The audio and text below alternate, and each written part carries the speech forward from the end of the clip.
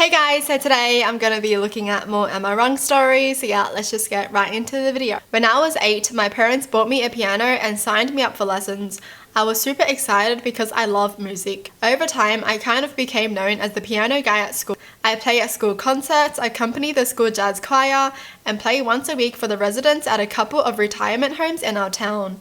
When I was 15, I started to talk about quitting lessons, and my parents quickly tried to guilt me out of it.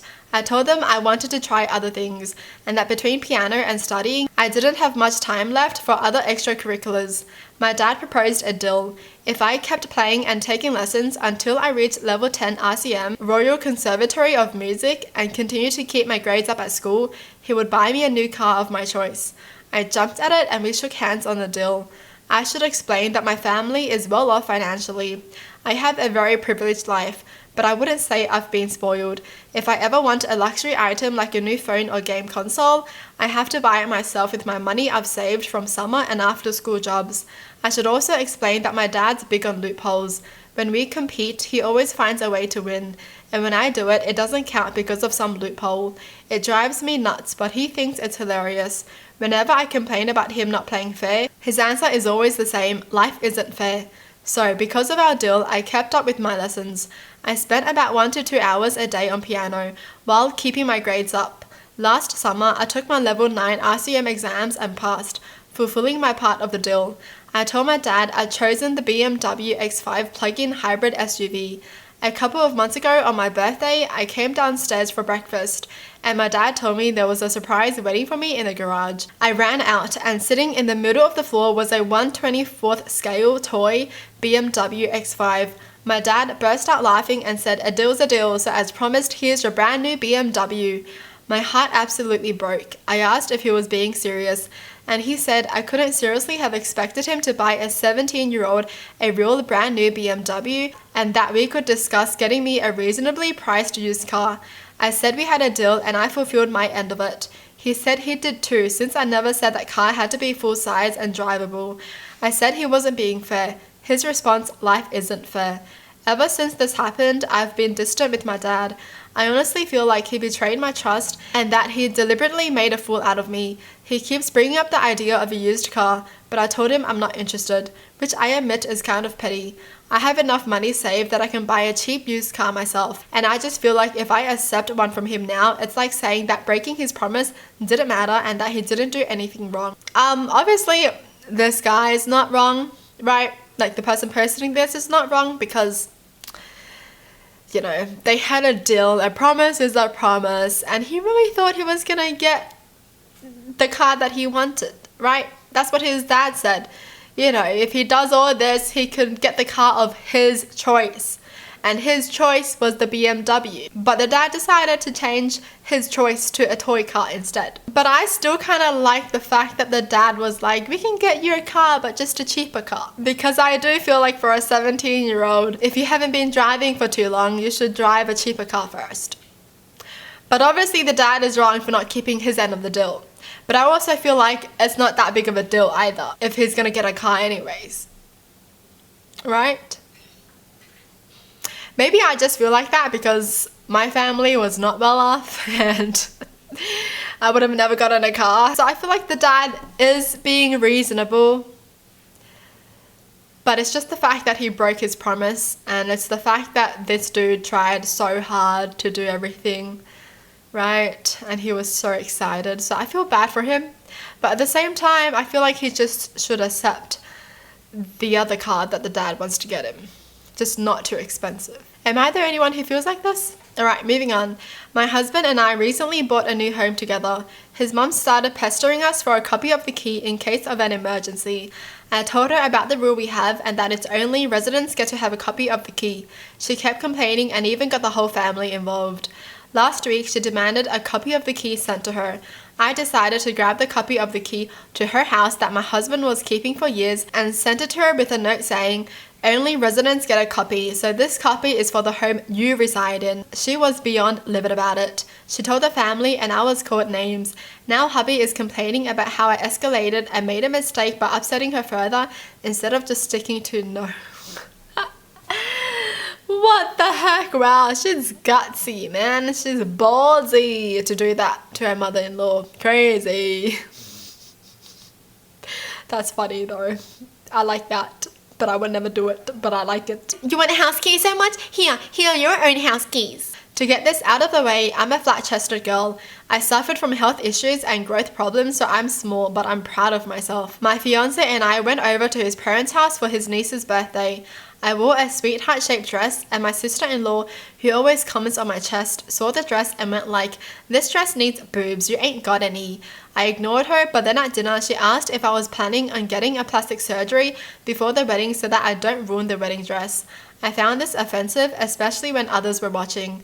I said nothing, but when we were sitting in the living room later, Mel suddenly started wiping her nose and trying to clear it. She has a large nose, so I smiled and asked, "Do you need help with that? I could get the plunger for you."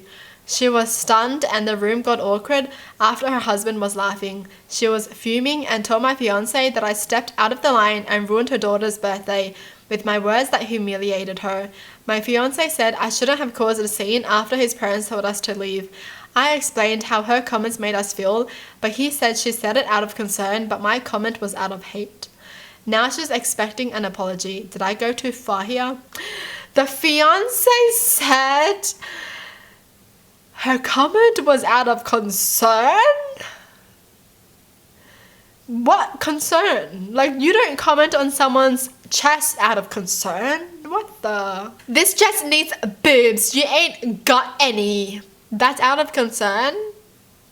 You need to get a boob job so you don't ruin their wedding dress. That's out of concern? Is the fiance dumb or something? Jeez. Fiance was on that chick's side. Crazy. How is commenting on someone's chest size out of concern? Like, heh?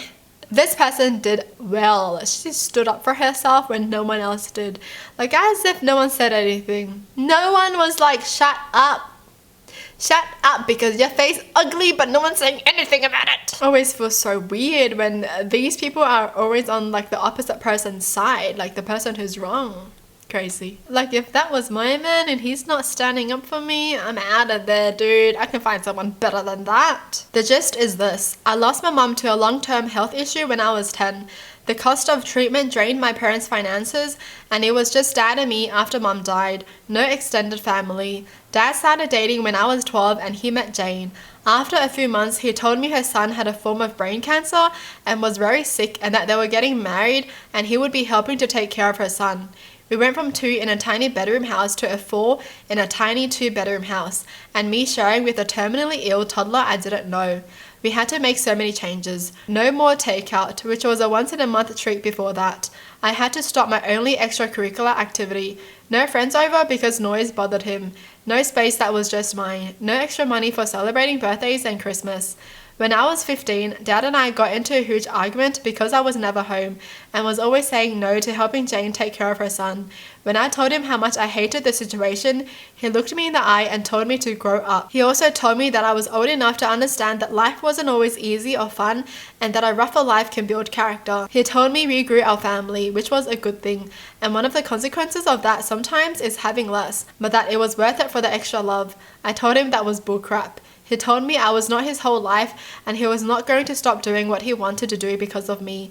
Then he told me to never ever say anything negative around his stepson because he was a kid and didn't need to know I resented him for being sick. After that talk, I was even more distant and left when I was 17, right after graduation, and couch surfed until I went to college. I graduated high school at 17 and turned 18 that October. I didn't stay in touch. When I was 19, I heard that Dad's stepson had died. In college, I met my wife and we got married this past June. Then in November, my dad showed up and told me he wanted to talk. I shut the door in his face. He kept showing up where I was to talk. After getting annoyed with him, I agreed to meet him for a coffee. He told me how he'd ended up divorced from Jane and how his stepson had died, and he looked disappointed when he learned I knew. He had told me how he'd been struggling a lot and how he was hoping I could help him out. I laughed in his face and told him he had some nerve. He mentioned how he'd spent a lot of money on finding me and wanted us to repair things, but he also needed my help. I told him no way. He became angry and told me he was my dad and was always there for me and I owed him. I told him I owed nothing, and I threw most of his words back in his face, including that he needed to grow up and that he was not my whole life and would not stop me from doing what I want. It became a bit of a scene. He told me at my age I should have grown more compassion. Just because one kid is sick does not mean you neglect your other kid and make them compromise everything. Nah. Like, yes, it is sad that their stepbrother was sick. They didn't ask for it.